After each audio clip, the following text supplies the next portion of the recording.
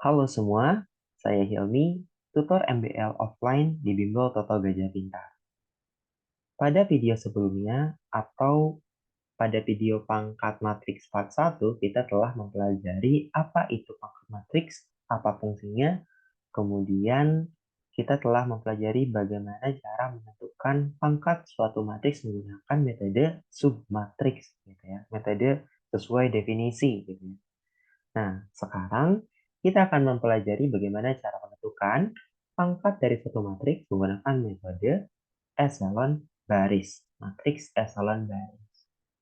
Nah, untuk menggunakan eh, teknik ini, gitu, metode ini, ada 3 prosedur yang harus dilakukan.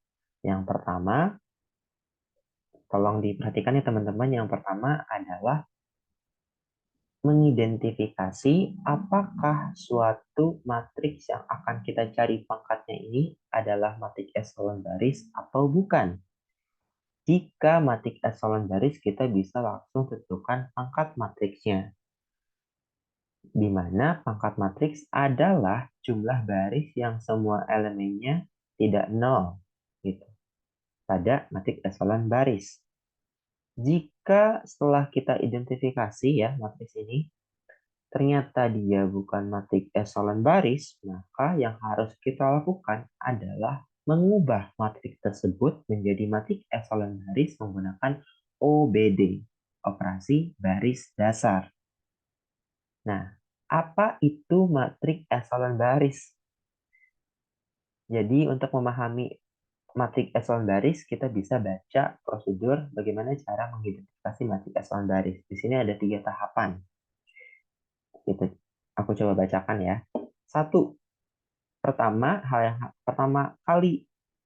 hal pertama yang harus kita lakukan adalah baca tiap elemen dari kiri ke kanan dimulai dari baris ke satu pada satu matriks gitu ya.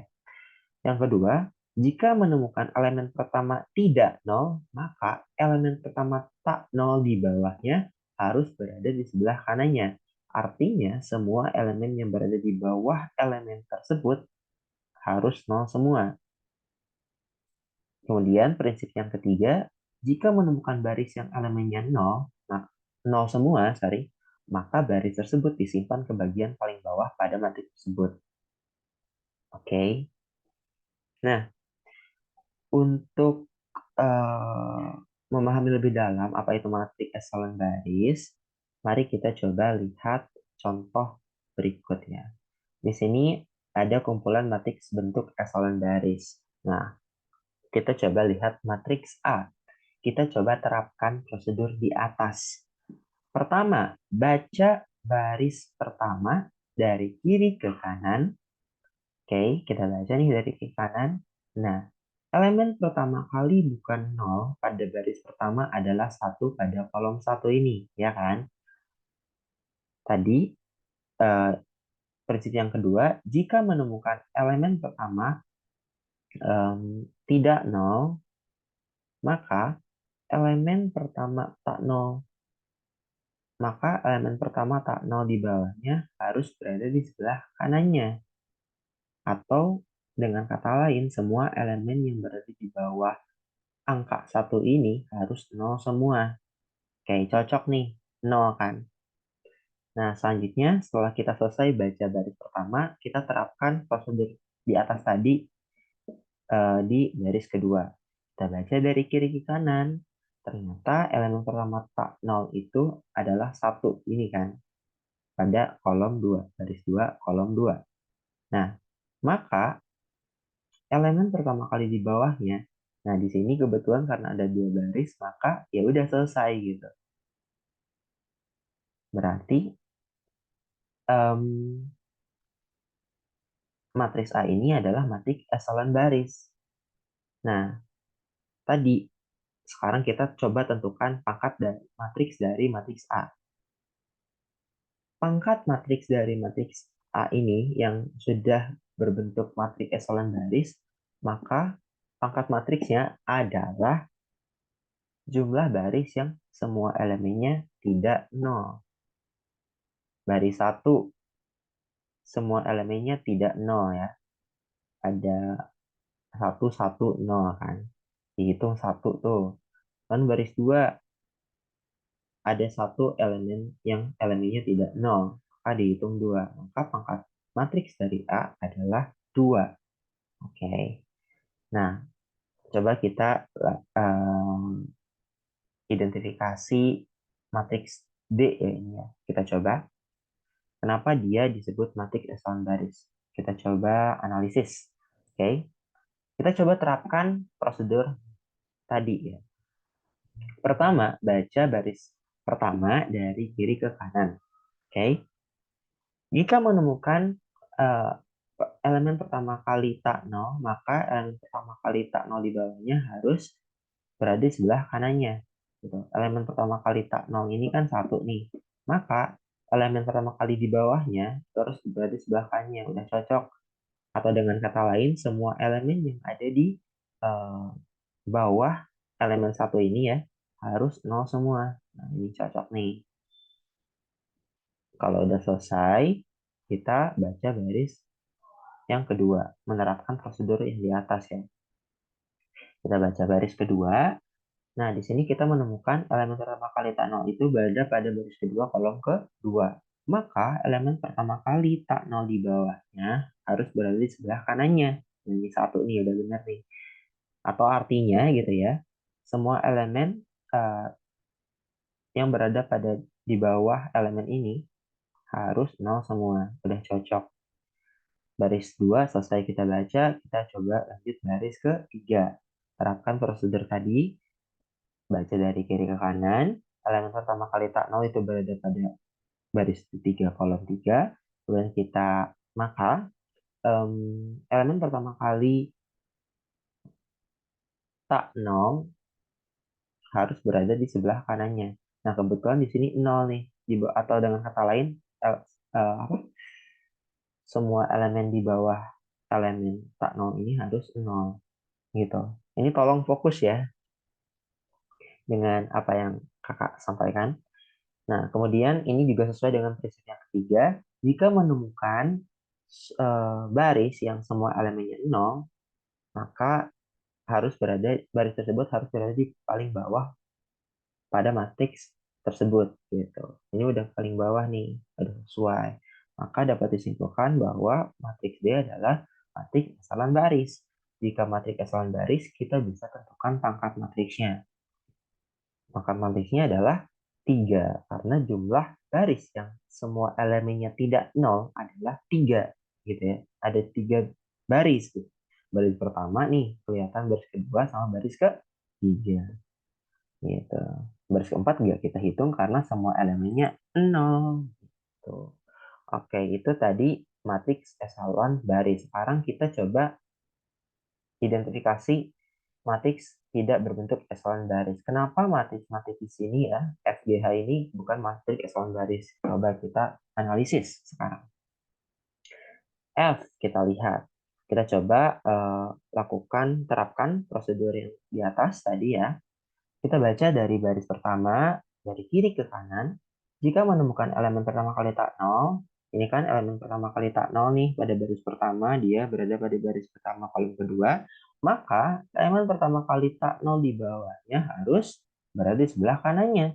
Atau dengan kata lain, semua elemen yang ada di bawah baris elemen satu ini, harus 0. Nah, di sini ada 2 nih, maka ini bukan matriks echelon baris. Untuk membuat matriks echelon baris, maka kita harus gunakan OBD untuk mengubah 2 ini menjadi 0. Gitu. Oke, kita coba lanjut yang H ya. Kita coba identifikasi nih. Kenapa dia matriks H ini bukan matriks echelon baris. Coba kita lihat. Terapkan prosedurnya. Kita baca dari baris pertama, dari kiri ke kanan. Elemen pertama kali tanong adalah baris 1 kolom 1. Maka elemen pertama kali tanong di bawahnya itu harus berada di sebelah kanannya. Nah, ini 5 nih udah sebelah kanan kan. Atau dengan kata lain semua elemen yang berada di uh, bawah elemen 3 ini harus 0 semua. Udah cocok juga nih. Nah, setelah itu kita lanjut ke membaca baris kedua. Kita baca dari kiri ke kanan. Elemen pertama kali tak 0 adalah 5. Baris kedua kolom keempat. Maka elemen pertama kali tak nol di bawahnya harus berada di sebelah kanannya.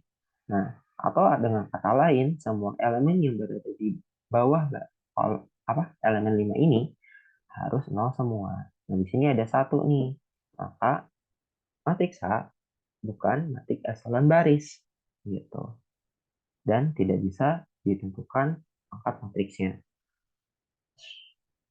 Maka kita harus gunakan OBD agar satu ini menjadi 0 gitu ya. Nah, untuk lebih paham ya lagi, kita coba masuk ke contoh soal. Nah, di sini kakak gunakan soal tugas kelompok yang keempat, matkul MBL semester genap tahun 2023-2024 ya. Nomor 4 nih. Tentukan pangkat matriks berikut. Nah, di sini ada matriks A sama matriks B. Ini jelas ya. Sekilas aja kita udah tahu kalau matriks A sama matriks B ini bukan matriks echelon baris. Oke. Ini baris pertama, elemen pertama pada matriks A nih kita lihat nih. Di bawahnya nggak nol semua, berarti bukan matriks echelon baris. Begitu pula dengan matriks B. Oleh karena itu kita harus gunakan OBD. Nah, mungkin pada video sebelumnya kita tahu bahwa pada determinan gitu ya, OBD ini mempengaruhi nilai determinan. Sedangkan pada pangkat ternyata serangkaian OBD dilakukan pada suatu matriks tidak mempengaruhi pangkat matriks tersebut gitu. Maka di sini kita diperbolehkan untuk menggunakan OBD. Oke, kita coba jawab nomor 4B dulu ya. Berarti kita coba ubah matriks B ini menjadi matriks echelon baris. Oke. Maka di sini ya kita baca lagi ya. Tadi kita tahu bahwa semua elemen yang berada di bawah elemen satu ini harus nol semua. Maka kita harus ubah 2 dan 3 pada baris ke 2 dan 3 ini harus diubah menjadi 0. Gitu ya. Kita bisa lakukan dua sekaligus OBD ini. Yaitu E21-2, E31-3. Ini kakak yakin kalian udah paham OBD. Kita dapat nih ternyata 0 semua nih. Nah, coba kita identifikasi lagi apakah sudah echelon baris. Berdasar kita coba baca ya. Terapkan prosedur tadi. Apa namanya? Baca baris pertama dari kiri ke kanan. Elemen pertama kali tak nol adalah elemen satu ini. Kemudian maka semua elemen yang berada di bawahnya harus nol. Nah, ini juga sesuai dengan prinsip yang ketiga bahwa jika menemukan baris dengan semua elemennya nol harus berada di paling bawah matriks tersebut. Nah, di sini ada dua baris yang semua elemennya nol dan ini berada di bagian bawah pada matriks B. Oke. Nah, setelah bentuk matriks echelon baris yang kita harus lakukan adalah menentukan pangkat matriks. Pangkat matriks adalah jumlah baris yang semua elemennya tidak nol pada matriks echelon baris. Maka pangkat matriks B adalah 1. Gitu ya. Ini notasi pangkat matriks ya. Oke, lanjut. 4A. Nah, di sini kita punya matriks A. Kita lakukan juga serangkaian OBD gitu ya, agar 2 sama 3 ini menjadi 0 gitu ya. Kita dapat ini. Terus ini juga masih belum matriks echelon baris ya teman-teman. Karena pada baris kedua elemen pertama kalinya itu kan min 3. Nah, elemen di bawah min 3 ini harus 0 biar dia masih matriks echelon baris. Maka kita harus ubah min 3 ini menjadi 0 dengan OBD ini ya kita gunakan. Kita dapatlah. Nah, di sini kita bisa lihat bahwa matriks B ini sudah matriks echelon baris ya teman. Matriks A ya, sorry. Matriks A ini sudah matriks echelon baris. Sesuai ya. Maka pangkat matriks dari matriks A ini, pangkat dari matriks A ini adalah jumlah baris yang semua elemennya tidak nol.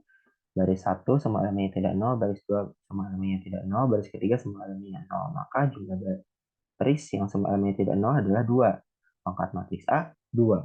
Oke, sekian penjelasan dari kakak. Sebelum kita tutup, kakak himbau kepada teman-teman yang telah menonton video ini, tolong kerjakan soal yang tersedia pada Gifom Assessment, gitu ya, sebagai latihan dan apa ya, untuk mengukur kemampuan teman-teman memahami materi ini juga. Oke, kakak juga ingin merekomendasikan video-video lainnya ya, terutama di sini kan kita menggunakan OBD. Nah, OBD itu udah ada videonya di YouTube kita, jadi teman-teman bisa check out ya. Kemudian ya, sekian, terima kasih. Please like, share, and subscribe. Thank you.